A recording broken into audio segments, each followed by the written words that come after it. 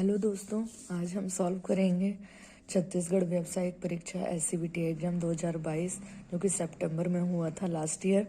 और ये जितने भी 2 साल वाले ट्रेड हैं, चाहे वो फिटर हो, टर्नर हो, मशीनिस्ट, तो उनका जो वर्कशॉप कैलकुलेशन और साइंस का जो पेपर था उसको आज हम सॉल्व करने वाले हैं। पेपर आप देख पा रहे हैं यहाँ पर जो फर्स्ट क्वेश्चन है वो कंपलसरी है और टोटल 6 क्वेश्चन दिए हैं जिसमें से आपको 5 क्वेश्चन करना है। फर्स्ट क्वेश्चन जो है खाली स्थान वाला है और उसमें इन्होंने जो है 10 खाली स्थान दिए हुए हैं। ठीक है, तो इसको एक एक करके देखते हैं। ये रहा आपका फर्स्ट क्वेश्चन दिया हुआ है कि 625 का वर्गमूल क्या होगा। गुणनखंड विधि से निकालेंगे। 625 को पहले 5 से भाग देंगे तो 125 आएगा, फिर 125 में 5 से भाग देंगे तो 25, फिर 25 में 5 से भाग देंगे तो 5।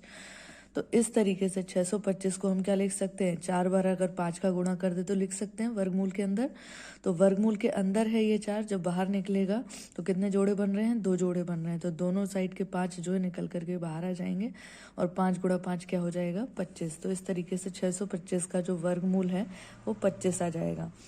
अगला खाली स्थान है 45 डिग्री सेल्सियस को फ़ारेनहाइट में बदलिए। फ़ारेनहाइट में बदलने के लिए डिग्री सेल्सियस और फ़ारेनहाइट के बीच जो संबंध होता है वो आपको पता होना चाहिए।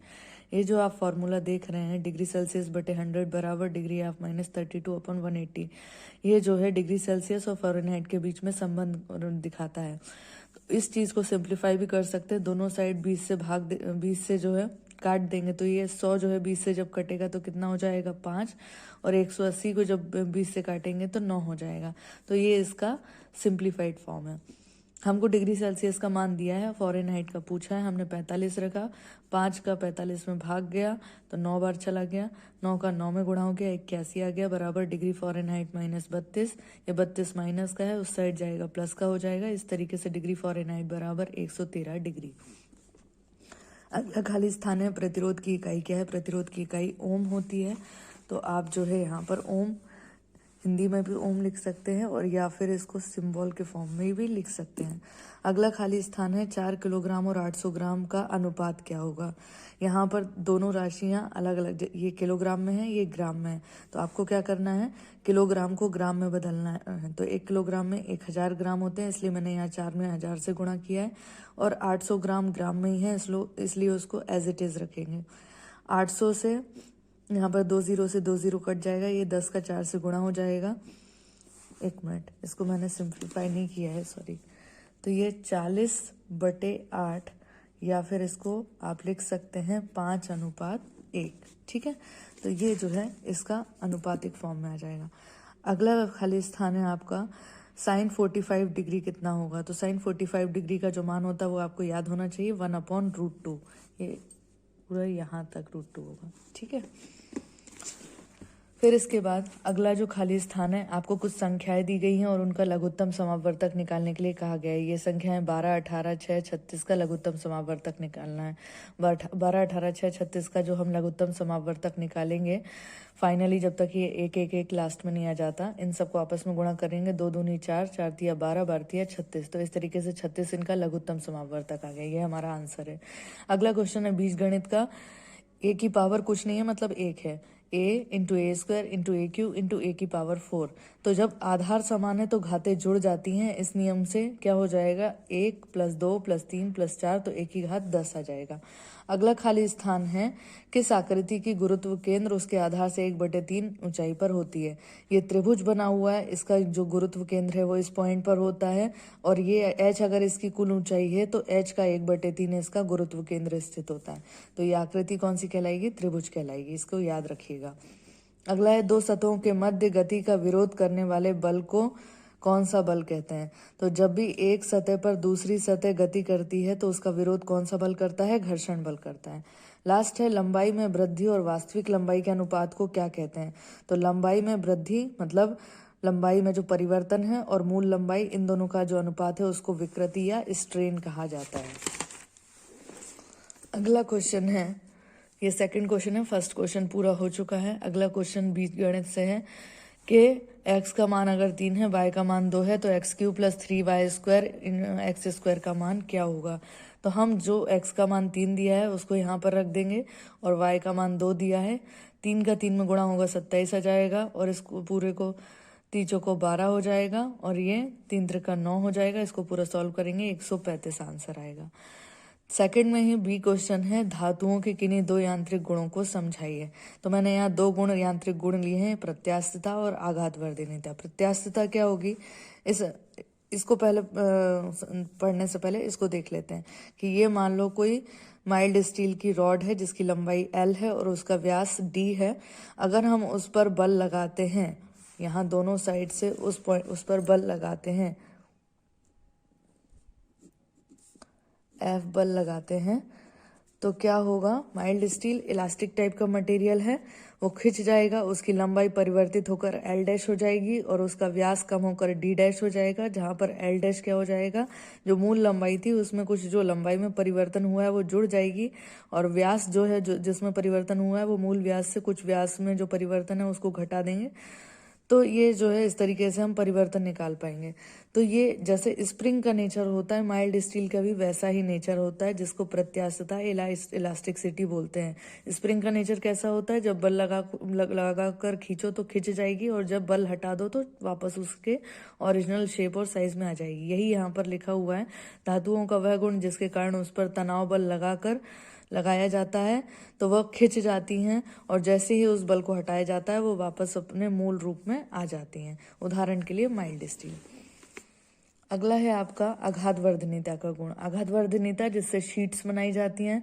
तो अगर आप धातुओं को पीट कर पतली चादर के रूप में परिवर्तित कर सकते हैं और उसमें बिना कोई क्रैक आए, तो वो उसका कौन सा गुण कहलाता है, आघातवर्धनीयता का गुण कहलाता है।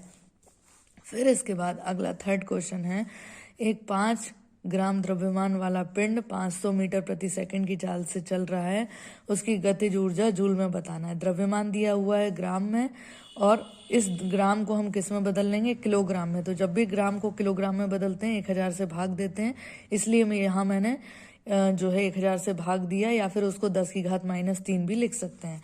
यहाँ पर स्पीड दी हुई है आपको, जिसको हम वेलोसिटी बोलते हैं, 500 मीटर पर सेकेंड। तो यहाँ पर क्या हो जाएगा, काइनेटिक एनर्जी का फॉर्मूला 1/1/2 mv²। द्रव्यमान का मान क्या है, 5 × 10 की घात -3, और वेलोसिटी किस में है आपकी, 500 मीटर पर सेकेंड में। तो इसको पूरा जब हम सॉल्व करेंगे तो आंसर कितना आने वाला है, 625, और किस में निकलेगा, जूल में। ठीक है। फिर उसके बाद आगे चौथा क्वेश्चन है, 75 सेंटीमीटर त्रिज्या तथा 100 सेंटीमीटर की ऊंचाई वाले एक बेलनाकार टैंक में कितना लीटर पानी रखा जा सकता है। तो ये एक बेलनाकार टैंक है जिसकी ऊंचाई 100 सेंटीमीटर है, और इसका जो आधार की त्रिज्या है वो 75 है। आपको इसका आयतन बताना है कि इसके अंदर कितना पानी आ सकता है। तो बेलन के आयतन का जो सूत्र होता है, πr²h। पाई का मान 3.14 या 22/7, आर का मान 75 का वर्ग कर देंगे, गुणा 100 कर देंगे। इसको जब सॉल्व करेंगे 1767.14 सेंटीमीटर क्यूब इसका आयतन आ जाएगा। अगला है 5वां क्वेश्चन, मूलधन दिया हुआ है 1 लाख रुपए, और उसमें जो है परसेंटेज दिया हुआ है 10% की वार्षिक दर से 2 वर्ष के लिए साधारण ब्याज क्या होगा। 1 लाख रुपए का 10% निकालेंगे, 1 साल के लिए 10,000 आएगा, 2 वर्ष के लिए 20,000 आएगा। लेकिन आपको यहाँ सॉल्व करके दिखाना है, तो आपके पास सिंपल इंटरेस्ट का जो फॉर्मूला है, SI बराबर P × R × T upon 100। 1 lakh × 10 × 2/100। इसको जब सॉल्व करेंगे तो 20,000 आंसर आएगा। छठवां और लास्ट क्वेश्चन है, यांत्रिक लाभ और वेगानुपात को समझाइए। यांत्रिक लाभ, किसी मशीन का यांत्रिक लाभ निकाला जाता है कि वो मशीन के द्वारा जो कार्य किया जा रहा है, या मशीन के द्वारा जो बल लगाया जा रहा है उसको मापने के लिए। यांत्रिक लाभ का मान जितना ज्यादा होगा मशीन उतनी अच्छी होगी, यांत्रिक लाभ का मान जो है कम होगा तो मशीन जो है उतनी अच्छी नहीं होगी, उसकी दक्षता कम होगी।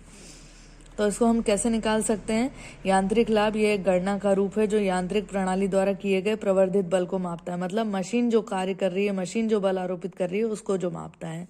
ये भार पर लगाए गए बल तथा दिए गए बल पर काबू पाने के लिए आवश्यक बल के बीच का अनुपात है।